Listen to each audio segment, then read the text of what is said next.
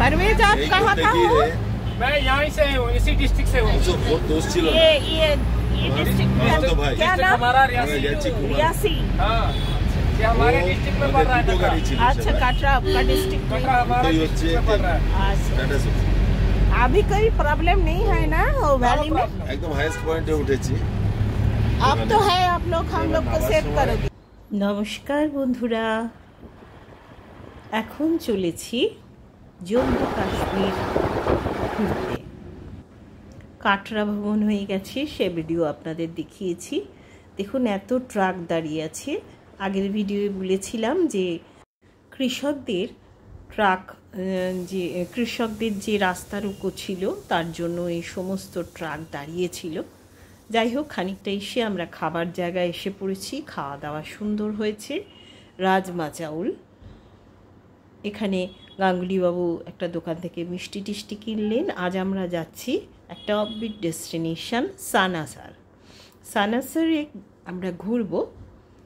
তার আগে বলে নিয়ে এই দেখুন রাস্তায় দেখছি একটা প্লেনের একটা হাওয়াই আড্ডা। এখানে তো মানে মিলিটারির খুব আনাগোনা, তো মিলিটারিরই মনে হচ্ছে। রাস্তার দৃশ্য খুব সুন্দর, দুধারে যে গাছের যেরকম সারি হয়, দূরে পিক দেখা যাচ্ছে।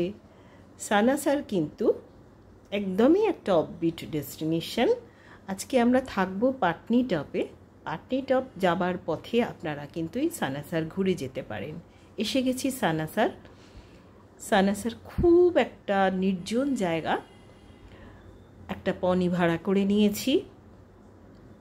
এদের কিন্তু খুব বার্গেন হয়। প্রথমে 1100 টাকা বলছিল, লাস্টে রাজি হলো 500 টাকায়। তো এই 4-5টা ঘোরাবে, আমাকেও নিয়ে যাচ্ছে ছেলেটি। গল্প করতে করতে যাচ্ছি, বেশ জঙ্গলের মধ্যে দিয়ে উপর থেকে নামছি। এই যে এলো, এই জায়গাটা নাকি একটা পয়েন্ট। অ্যাকচুয়ালি একটা গাছের ট্রাঙ্কটা এরকম গেছে, বলছে এলিফ্যান্ট ট্রাঙ্ক। ঠিক আছে, তাই দেখলাম। উপরে একটা মনসা মন্দির বলল। জায়গাটা খুব নির্জন, লোকজন একদম নেই। একটুখানি কিছুক্ষণ বসে থাকার জন্য কিন্তু খুব সুন্দর, খুবই সুন্দর। কিছুক্ষণ থেকে চলে এলাম নিচের দিকে। নিচেই একটা জলাশয় রয়েছে, সেখানে বোটিংয়ের ব্যবস্থা রয়েছে। আর রয়েছে টিউলিপ গার্ডেন। ও আমার কিছু ছবি তুলে দিল, এই যে ওর জন্যেই তোলা হলো। বললো ম্যাডাম আপনি দাঁড়ান, আমি তুলে দিচ্ছি। এই যে টিউলিপ কিছু অবশিষ্ট রয়েছে, জানি না শ্রীনগরে পাবো কি না, তবু চাক্ষুষ হলো এখানে। আবার ঘোড়ায় চড়ে পড়েছি। এই যে এই বোটগুলো চড়ে, এখানে লোকাল লোকই কিন্তু বেশি, মানে এই কাছে পিঠের মনে হয়, মানে দূরের ট্যুরিস্ট কিন্তু খুব কম। আমিও আগে সানাসারের খবর জানতাম না। আর এই যে দূরে যে দেখছেন কটেজগুলো, এগুলো কিন্তু থাকার জায়গা। আমার খুব ইচ্ছা, জানি না হবে কি না, যে পরের বার এই সানাসারে এসে একটু থাকবো। দেখুন এত নির্জন জায়গা, যেখানে আপনি একদম নিজের মতন থাকতে পারবেন, ট্যুরিস্টদের ভিড় নেই। সেটা কিন্তু সত্যি মানে যারা ভ্রমণ পিপাসী মানুষ, যারা নেচার লাভার, তাদের জন্য কিন্তু একটা আদর্শ জায়গা। প্রচুর ভেড়া ঘুরে বেড়াচ্ছে। ক্রমশ সেই দিকে চলে এসছি, একদম যে প্লেন জায়গাটায়। আবার দাঁড় করিয়েও কিছু ছবি তুললো, ভিডিও নিল। ছেলেটির সঙ্গে কথা বলতে বলতে জানলাম বেশ খানিকটা দূরে গ্রামে ওর বাড়ি। 8 জন ভাই বোন। তো এদের মানে যাদের সঙ্গেই কথা বলছি, সন্তান সংখ্যা কিন্তু বেশি। দেখুন কি অপূর্ব দৃশ্যটা। এখানে থাকতে পারলে কিন্তু আরও ভালো হতো মনে হয়। যাই হোক, তবুও অনেকটা সময় আমরা এখানে কাটাচ্ছি। এই যে কটেজগুলো কাছ থেকে দেখুন, এদের কিচেন আছে, যা ওর কাছে শুনলাম, আমি গিয়ে জিজ্ঞাসা করিনি। কিন্তু এখানটা কিন্তু রেস্টুরেন্ট নেই। রেস্টুরেন্ট আছে ওদের সামনেই, একটা হোটেল আছে গভর্নমেন্টের, সেখানে কিন্তু রেস্টুরেন্ট আছে। দেখিয়ে দেবো সেটা যাবার পথে। এই যে আরও লোকজন নেমে আসছে ঘোড়া নিয়ে। আমি কিন্তু অলরেডি অনেকটা উঠে এসেছি। ছেলেটি খুব সুন্দর। একটা ছোট্ট খাবারের দোকান আছে, সেখানে আমরা খিদে পেয়েছিল, কিছু খাওয়া দাওয়া হলো।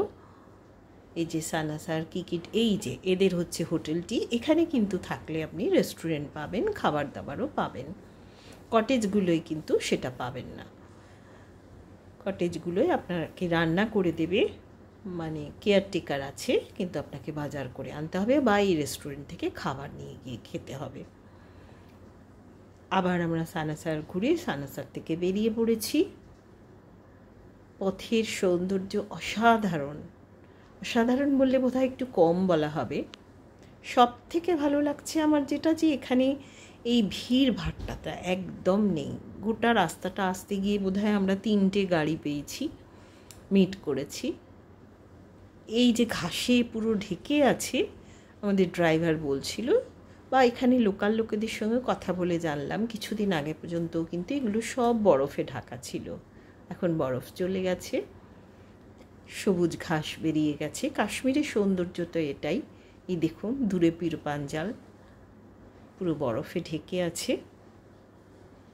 বন্ধুরা, এই প্রসঙ্গে বলে রাখি, আমার এই ভিডিওটা ভালো লাগলে একটু লাইক করবেন, শেয়ার করবেন, আর সাবস্ক্রাইব বাটনে যদি প্রেস করেন তো আর খুবই ভালো লাগবে, আমার উৎসাহ হবে।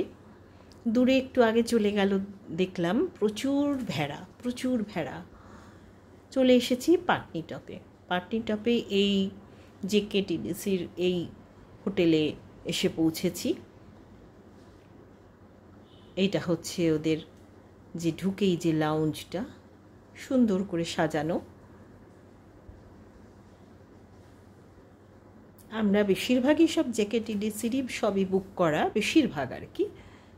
এই যে পাটনিটপ রিসর্ট, এটা কিন্তু দাম খুব একটা বেশি নয়। আগে ঘরটা দেখে নিন, সবই রয়েছে। এরা 2200 টাকার একটু বেশি এরকম দাম এই ঘরগুলোর। আরও বিভিন্ন দামের মানের আছে। ফ্রিজ রয়েছে, জানি না গরম পড়ে হয়তো, টিভি সবই রয়েছে। ঘর থেকে কিন্তু দৃশ্য ভীষণ সুন্দর বাইরের। এটা ঘরের জানলা থেকে তোলা, পুরো কাঠের ঘর, বসার অ্যারেঞ্জমেন্ট। এই যে আমরা কর্তাগিন্নি বসে একটা ছবি তুলে নিলাম। টয়লেট পুরনো দিনের স্টাইলের, কিন্তু সুন্দর। কিছুক্ষণ থেকে আমি বাইরে বেরিয়ে এসেছি। বাইরেটা এত সুন্দর, সূর্য অস্ত যাচ্ছে, প্রায় অস্ত গেছেন তিনি। চারিদিকটা একটা অদ্ভুত পরিস্থিতি, মানে পরিবেশ আর কি, মনে হচ্ছে যেন মানে এখানেই থেকে যাই, আর কোথাও যাব না। খুব সুন্দর এই পাটনিটপ। আপনারা যদি এ পথে বেড়াতে আসেন তো একদিন কিন্তু পাটনিটপে থেকে যেতেই পারেন। সন্ধে হয়ে গেছে, চায়ের অর্ডার করেছি, চা পকোড়া সব হই হই করে খাওয়া হচ্ছে, আড্ডা চলছে আমাদের।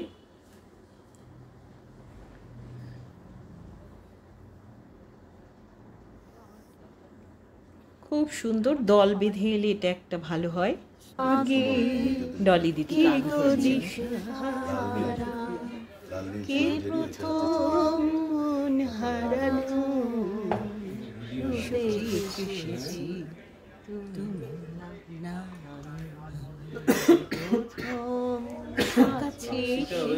আমি একটু পাশ থেকে গলা মেলালাম। সন্ধেটা কেটে গেল, রাত্রিবেলা ডিনার টেবিলে এসে আসছি একে একে। এখনো সবাই এসে পড়িনি, বেশ ঠান্ডা লাগছে, কিন্তু এখন সবাই বেশ জুবুথুবু অবস্থা। মানে কোনো রকমে খেয়ে শুয়ে পড়লেই বাঁচি এরকম। পরের দিন সকাল হয়ে গেছে, খুব সুন্দর সকাল, মনে হচ্ছে যেন থেকে যাই, কিন্তু চলে যেতে হবে। আজ আসি বন্ধুরা, আবার দেখা হবে, ততক্ষণের জন্য টাটা।